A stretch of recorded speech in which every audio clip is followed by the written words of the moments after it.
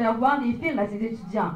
Elle leur fait voir aussi du pays, puisqu'elle organise des voyages de coopération internationale. Donc, c'était dans l'ordre des choses, et je sais qu'elle aimera bien ce mot dans l'ordre des choses, parce que c'est quelqu'un de tellement ordonné, que son engagement la pousse d'une manif à l'autre, d'une grève à l'autre, dans ce large mouvement de contestation initié par la grève étudiante, donc militante à temps plein avec les étudiants et étudiantes et le groupe Prof contre la hausse. Donc, je vous dirais que si une clairvoyante lui avait prédit qu'elle vivrait un grand moment de l'histoire du Québec, et qu'un peu plus tard, un an plus tard, presque jour pour jour, elle réaliserait carré rouge sur fond rouge, une exposition regroupant 50 photos encadrées, 900 photos en bande défilante sur nos deux écrans, qui relatent plus d'une centaine d'événements de ce printemps érable. Elle ne l'aurait jamais cru. C'est pourtant ce qu'a fait Sylvie Bélan.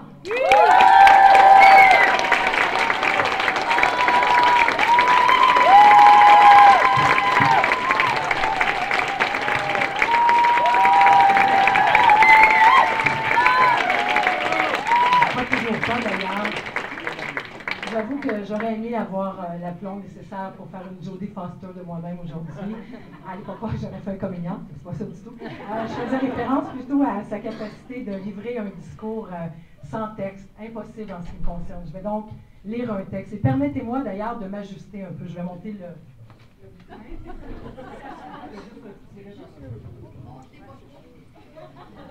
Oui, il y a des petites personnes autour de nous. Je ne perds pas de vue, Madame l'animatrice. Alors, merci. D'abord, vraiment, merci du fond du cœur d'être venu ici ce soir, aujourd'hui, plutôt que ce soir, en si grand nombre.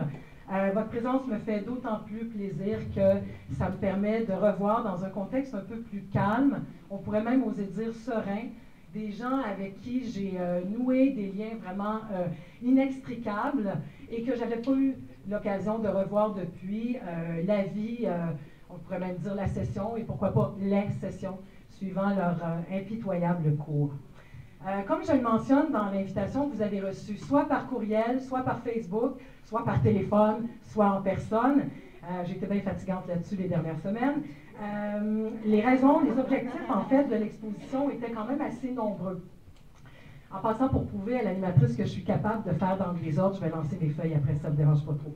La première raison, raviver cette lutte historique qui a commencé l'an dernier, pratiquement à pareille date, et à laquelle des centaines de milliers de personnes ont participé. Vous en faites probablement partie d'ailleurs.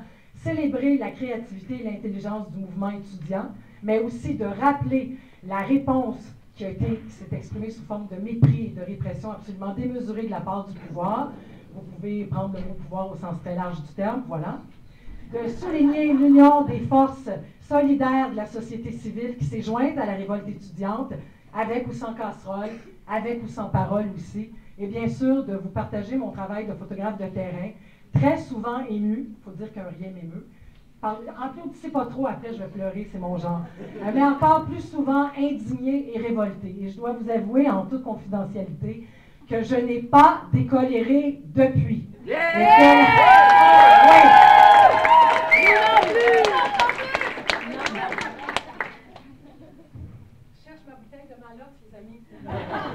Je dois toutefois vous confier qu'un grand nombre d'impressions et d'émotions sont très difficiles à rendre, merci, en photo. C'est la raison pour laquelle je profite de cette tribune assez unique qui m'est offerte pour aborder cette fois en mots une question que je n'ai pratiquement jamais l'occasion, dont je n'ai pratiquement jamais l'occasion de traiter, c'est-à-dire les rencontres inoubliables que j'ai vécues pendant cette grève-là. J'y vais donc de ce pas. Les quelques Steve et Stevette que j'ai étroitement connus tout au long de ces 7 longs mois de grève et avec qui ce fut non seulement un plaisir, mais carrément un honneur de militer, j'en profite ce soir pour leur rendre leur véritable prénom. Ce sont des militants et des militantes de l'ombre qui, pourtant sur le terrain, étaient particulièrement lumineux. Je commence par Maude. Elle est d'ailleurs ici ce soir. Je sens qu'elle va être gênée, elle va se faire discrète. Je vous la présenterai tout à l'heure. Maude, dont je garde un souvenir absolument impérissable. Ça se passait un jour de grand cauchemar, les gens qui y étaient s'en souviendront. C'était à Sainte-Thérèse, au collège de Lionel Groulx, lors de cette journée du 15 mai dernier. Maude voulait aider les gens traumatisés. C'était clair, je l'ai compris quand même assez vite, raison pour laquelle elle a été quand même une demi-vedette dans mes photos, mais elle avait aussi un message important à exprimer. C'est pourquoi elle se promenait à la manière d'une petite abeille industrieuse, une bouteille de Mahalox dans la main, et ce fameux message qu'elle essayait d'adresser aux policiers qui nous intimidaient depuis plus de 2 heures. Maude, voilà comment elle se promenait pendant ces événements, en criant Mahalox. C'était quand même assez mignon. J'avais quelque chose de très Les deux Laurent, j'ignore s'ils sont ici. Selon moi, il y en a un des deux qui est présent, mais je n'ai pas eu l'occasion de le voir. Les organisateurs en chef des parodies de manifs de droite. Ces moments absolument magiques. Vous les avez vécu vous aussi, merveilleux. Ces moments vraiment magiques où l'humour côtoyait étrangement le découragement qui s'était emparé de nous, devant, évidemment, la rectitude politique qui régnait au Québec depuis un certain temps. Vous l'avez vécu, peut-être avec vos amis, dans vos couples, dans vos familles. Je pense que vous savez de quoi je parle. Isabelle, pour les gens qui la connaissent, en 2 mots, que j'ai vue à plusieurs reprises.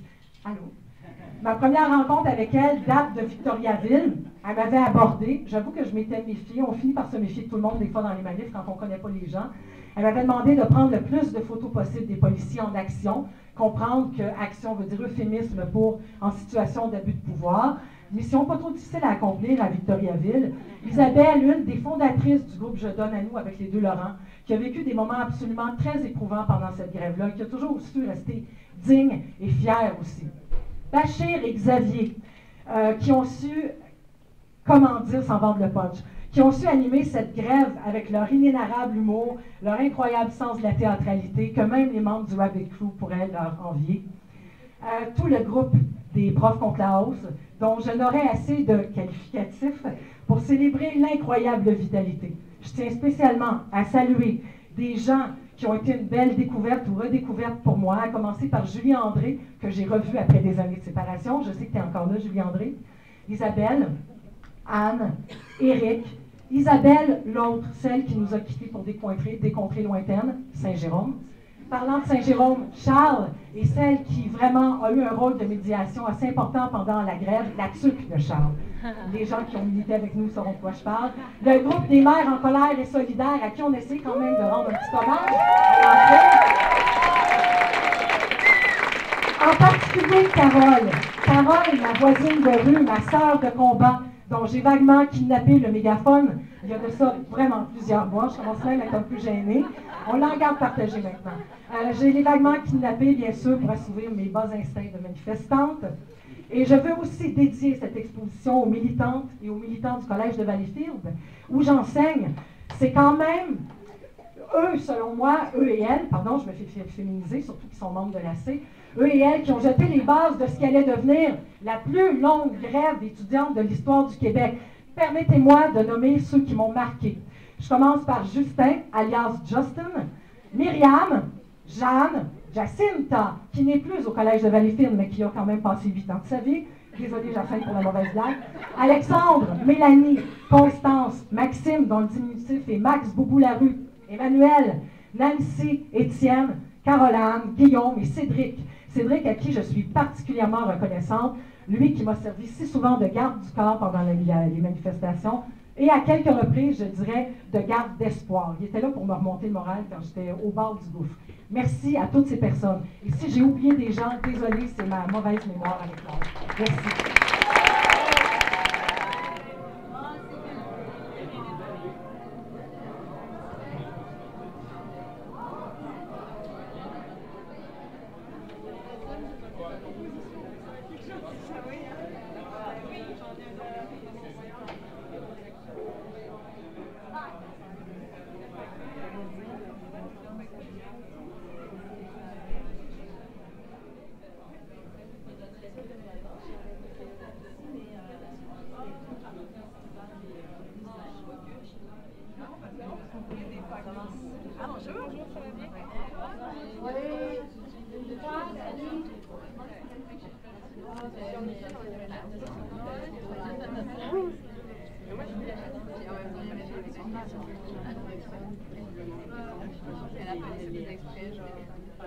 Elle est chargée. Pourquoi qu'on se raconte pas non, mais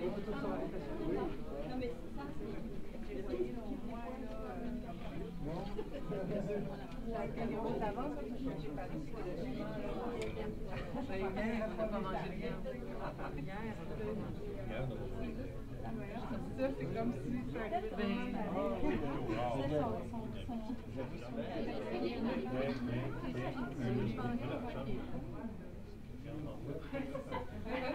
très subtil. Je pense que je suis Regardez, de ce côté-là, ça veut pas dire être fort. Moi, je joue aussi le bord du midi à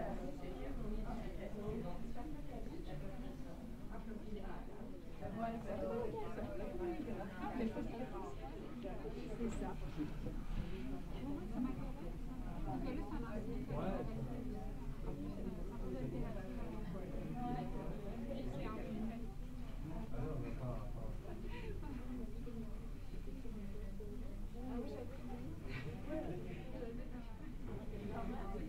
Oui, c'est de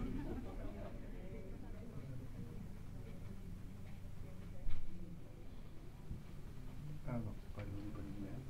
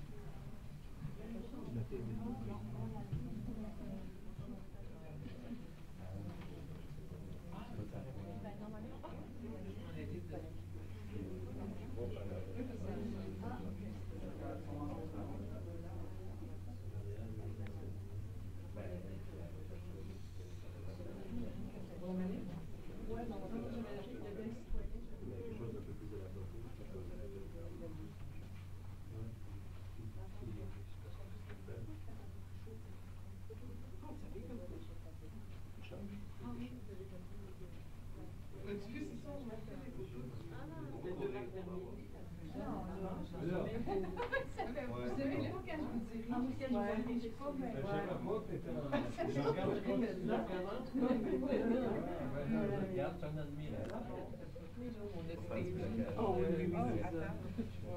T'en connais-tu personnellement?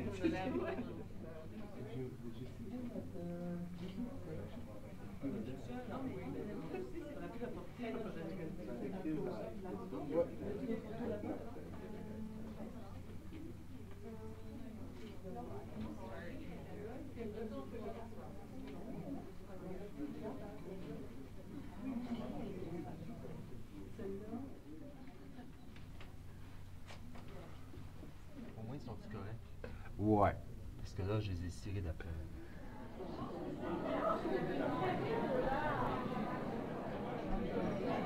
Non, mais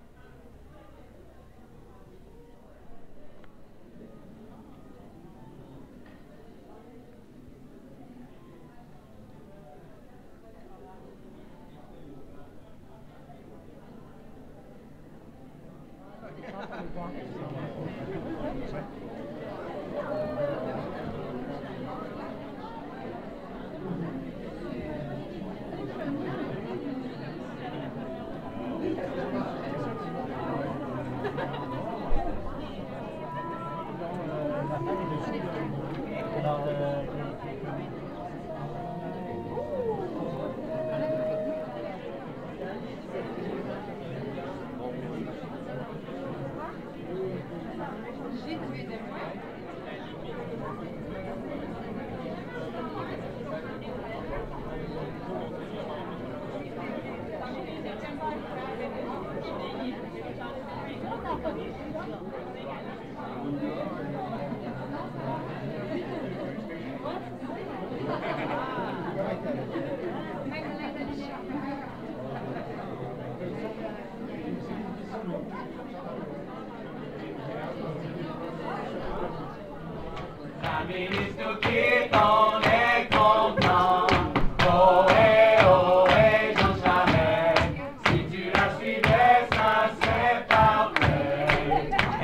parti pour un long voyage.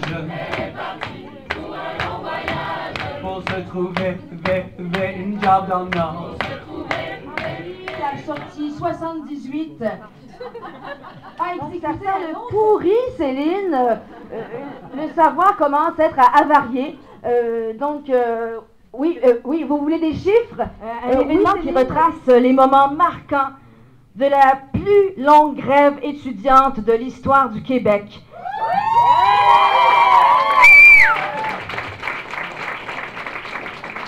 Qui nous fait revivre en images et en mots l'exaltation de ce printemps érable, de ce grand moment de solidarité du peuple québécois qu'a été Printemps érable, applaudi et appuyé par des millions de personnes à travers le monde, que ce soit de Toronto à San Diego, en passant par New York, Londres, Paris. Hurrah, hurrah, les frais scolaires sont trop élevés, ils veulent avoir un gratuité, le monde va changer. La rivalité de Québec et Anarcho-Panda aurait donné naissance à un panda jaune et noir, avec la fermeture éclair sur les devants, couché Du latin rebellis et du québécois, je veux rien savoir.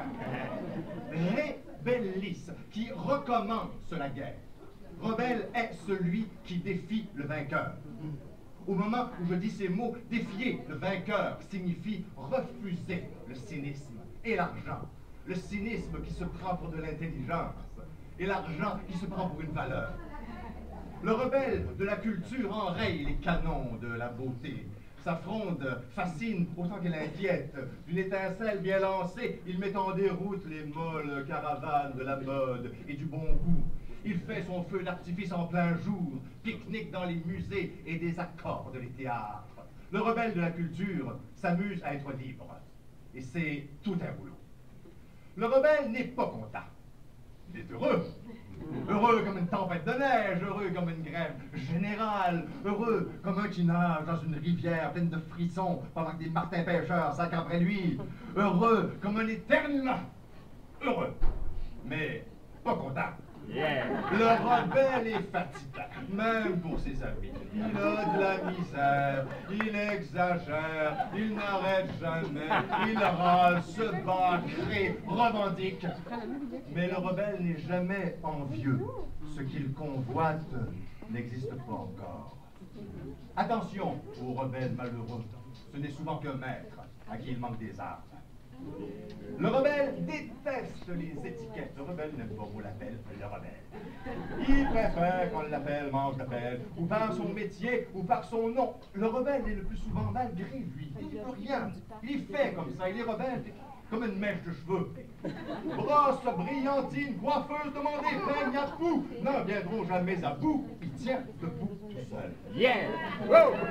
Il a trop à donner et tout à apprendre. Le rebelle est un méchant cadeau. Un cadeau d'éternelle enfance qu'un Dieu très pauvre fait au grand troste du silence. Pertinence de l'impertinence, le rebelle est insupportablement nécessaire. Le rebelle est un pur, le rebelle est un dur, le rebelle ne fait pas de compromis. Ces trois derniers énoncés sont des conneries. Du romantisme à bon marché, portrait d'artiste sur papier glacé. Le rebelle est simplement un travailleur non salarié et acharné. Pauvre comme du sel. Il n'a pas le temps de faire de l'argent, il travaille. C'est une bête de somme qui s'appelle elle-même et part labourer le sol rougi des abattoirs. Le rebelle de la culture retrousse son pantalon, nous prend sur ses épaules et pieds nus dans l'eau des reflets nous traverse de l'autre côté du miroir. En vérité, je vous le dis, le rebelle se fout souverainement et du nom et du prix. Merci.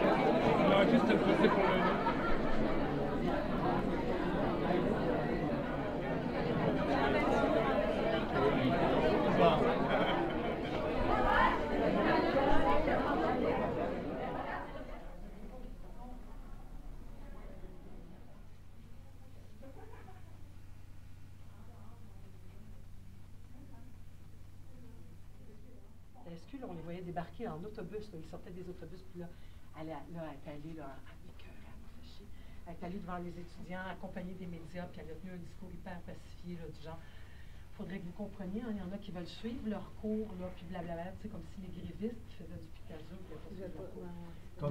comme s'il n'y avait pas eu de vote de grève, comme si c'était un mouvement si la spontané, démocratie n'existait comme pas. si 8 ou 10 avaient décidé spontanément, individuellement. C'est ça, comme si c'était des petits délinquants finalement. Parce qu'ils vraiment, ils se tenaient, là, ils étaient serrés, cordés les uns sur les autres, là, tous masqués, là, vraiment, c'était comme ça. Puis là, ils nous ont avertis, les policiers vont arriver, ça, c'est les gars de la police municipale, plutôt correct, qui nous annonçaient que la SQ s'en venait. Puis la SQ, quand elle est arrivée, nous, on avait peur pour les étudiants. Fait que les maires en colère, les solidaires, puis les profs contre la hausse, ont eu le réflexe de faire une chaîne de protection entre les étudiants et les policiers. Il fallait faire attention, il fallait garder une distance, il ne fallait pas envoyer le message qu'on était en train de s'arrêter. C'est cool, ça, c'est oui, c'est un bel encadrement. Ben oui, l'espace. De la légendaire loyauté de Sandra Parenteau pour les intimes, de l'engagement hors du commun d'Anne Théberge, Zélig pour les vieilles branches, mais bon, on est 2 vieilles branches ici, c'est pas grave, de l'accompagnement d'Isabelle Baez, de la générosité de Sébastien Robidoux, d'Isabelle Montré, de François Beauchamp et de Marie-Ève Tremblay, de l'accueil de toute l'équipe du Jésus et surtout, de l'enthousiasme, de la chaleur, de l'ouverture d'esprit, de son directeur de la programmation, Alain. Je ne sais pas où tu es, Alain Gagnon, mais c'est lui. Lui, il faudrait l'applaudir ainsi que les artistes.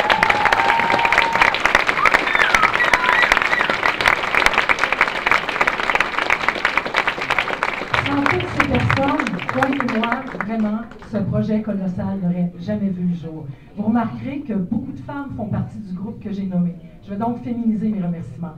Merci, mesdames. Oh, je suis un peu émue, excusez. Rien, mais moi, je vous l'ai dit au début. Merci, mesdames. Et je voudrais aussi remercier une personne en particulier, notre animatrice, Anne Théberge. Merci, madame.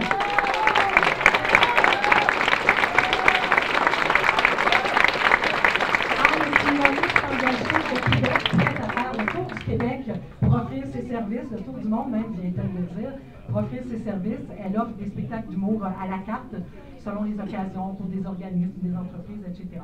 Je voudrais aussi remercier personnellement les artistes qui ont si généreusement donné temps et talent. Donc, Isabelle Baez, Christian Vézina, la chorale du peuple sous la direction de Dan Parker. Merci, vraiment.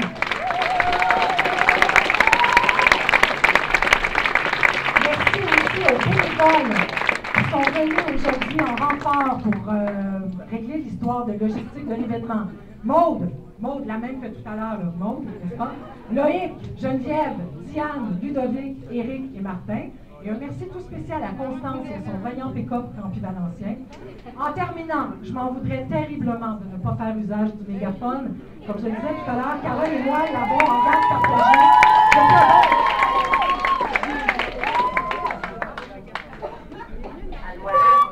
Allô? J'aimerais bien, puisque on est à quelques jours du sommet, qui, comme vous le savez toutes et tous, n'est pas un sommet.